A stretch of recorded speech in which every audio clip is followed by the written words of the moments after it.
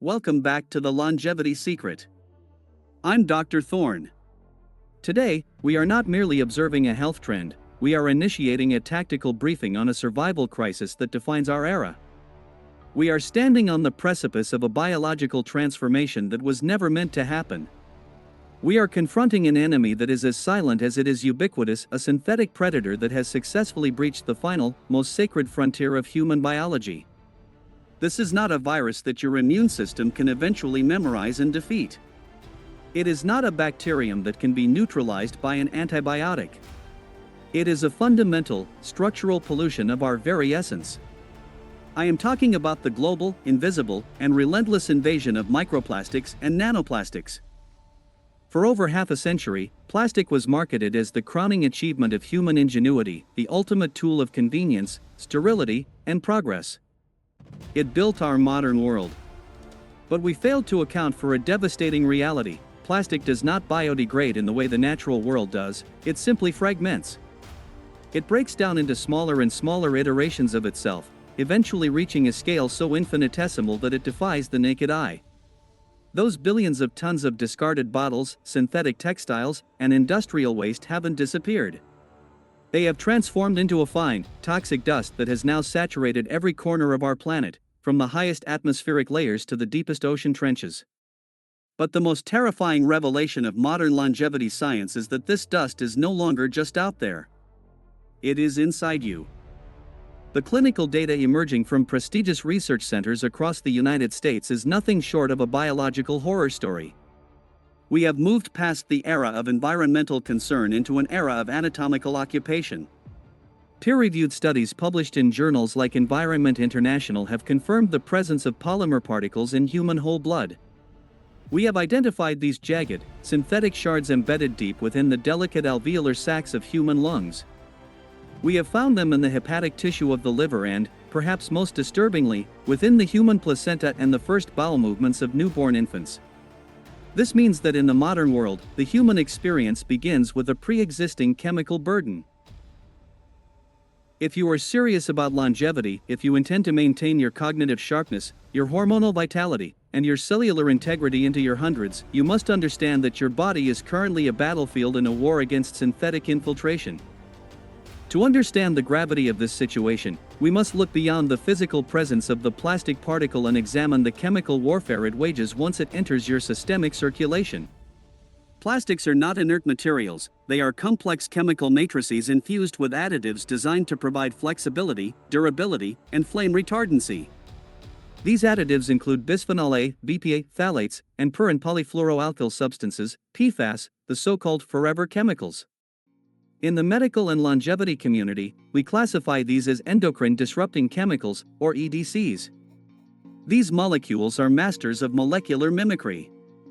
Their atomic structure is hauntingly similar to your body's natural signaling molecules, specifically, the hormone estrogen.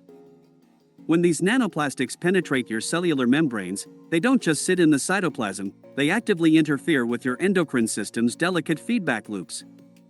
They act like a phantom key that fits into your hormonal locks, sending erroneous signals to the brain's hypothalamus, the thyroid gland, and the reproductive system. In men, this is the primary driver behind the catastrophic decline in global testosterone levels and sperm counts, a phenomenon that has seen a 50% drop in just a few decades. In women, these disruptors are fueling an epidemic of hormonal imbalances, premature ovarian failure, and metabolic syndrome. But the damage goes even deeper.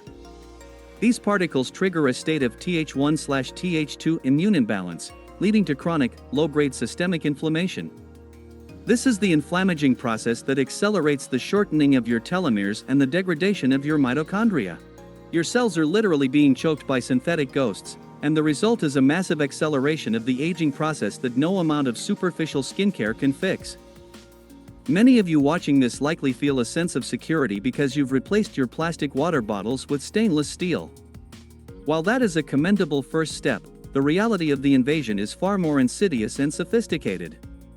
We are living in a plastic atmosphere. Every single time you use a paper coffee cup from a major chain, you are likely ingesting millions of plastic particles. Why? Because those paper cups are coated with a hidden polyethylene lining to prevent leakage. When that lining is exposed to high-temperature liquids, it undergoes thermal degradation, shedding a concentrated dose of nanoplastics directly into your beverage.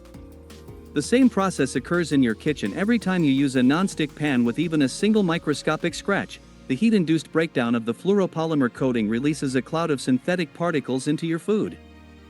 The average American is now estimated to ingest approximately 5 grams of plastic every week, that is the weight of a standard credit card, consumed every 7 days. This doesn't just happen through direct ingestion. It happens through the sea salt you use, which is now heavily contaminated with marine microplastics. It happens through the honey you eat and the very air you breathe in your own home. Modern homes are filled with synthetic carpets, polyester upholstery, and fast fashion garments that constantly shed microfibers. These fibers become part of the household dust that you inhale deep into your lungs, where they bypass your primary filtration systems and enter your bloodstream. To achieve a lifespan of 100 or more, we must conduct a high-level audit of our immediate environments. We must identify these hidden leaks and seal them before our biological waste management systems reach a state of irreversible failure. Now, we transition from the diagnosis to the treatment. How do we win the microplastic war? The Dr. Thorne protocol for cellular reclamation is built upon 2 non-negotiable pillars: aggressive cessation and systemic elimination. First, you must stop the bleeding. This requires a radical, uncompromising overhaul of your domestic environment. You must purge your kitchen of all plastic storage containers, especially those used for fats and oils, as plastics are lipophilic and migrate easily into oily foods. Transition entirely to borosilicate glass, high-grade 304 stainless steel, and seasoned cast iron. Under no circumstances should you ever allow plastic to meet a microwave. The dielectric heating causes a massive, immediate leaching of phthalates into your food. Furthermore, you must install high-efficiency particulate air (HEPA) filters in your home to capture airborne microfibers and invest in a multi-stage reverse osmosis water filtration system to remove nanoplastics from your drinking supply. But the most critical question remains: how do we extract the plastic already embedded in your tissues? To eliminate these persistent synthetic intruders, we must weaponize your body's own detoxification pathways. This begins with thermal diaphoresis. Regular sessions in an infrared sauna have been clinically shown to assist the body in excreting phthalates and BPA through the skin, bypassing the overburdened kidneys. Secondly, we must optimize phase 2 liver detoxification by flooding the system with glucoraphanin and sulforaphane compounds found in concentrated amounts in broccoli sprouts. These molecules activate the NRF2 pathway, which enhances the cell's ability to neutralize oxidative stress caused by plastic particles. Finally, we must utilize the biological masterpiece known as autophagy.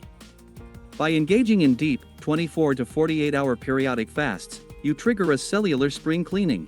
Your lysosomes begin to identify, break down, and attempt to recycle the cellular debris and synthetic polymers that are clogging your biological machinery. We are turning your own evolution into a weapon against the modern world. Ultimately, this battle against microplastics is about much more than just cellular hygiene. It is a fundamental reclamation of your biological sovereignty. We are living in an era that treats the human body as a secondary consideration to industrial convenience and corporate profit. But your DNA is not a trash can for the 21st century's waste. It is a sacred, ancient code that was refined over millions of years to thrive in a clean, organic, and natural environment. When you make the conscious, disciplined choice to reject the synthetic burden of the plastic age, you are doing more than just extending your life. Senescence is being pushed back. You are ensuring that your cognitive function remains sharp, that your cardiovascular system stays resilient, and that your hormonal balance remains as vibrant in your 80s as it was in your 30s. Do not allow yourself to be paralyzed by the scale of this global issue. Change begins at the molecular level, within your own home and your own cells. Start with the very next thing you put into your mouth. Start with the next glass of water you drink. Every time you choose glass over plastic, or fresh, whole foods over packaged commodities, you are providing your mitochondria with the oxygen and space they need to breathe and produce the ATP that fuels your existence. We were not designed to be plasticized, synthetic beings. We are biological masterpieces, meant to live with vitality, energy, and immense longevity. I am Dr. Thorne, and I am here to provide you with the blueprint to reclaim your health from a world that has forgotten what it means to be truly well. stay vigilant, stay natural, and protect the fire of your life. I will see you in the next episode of The Longevity Secret.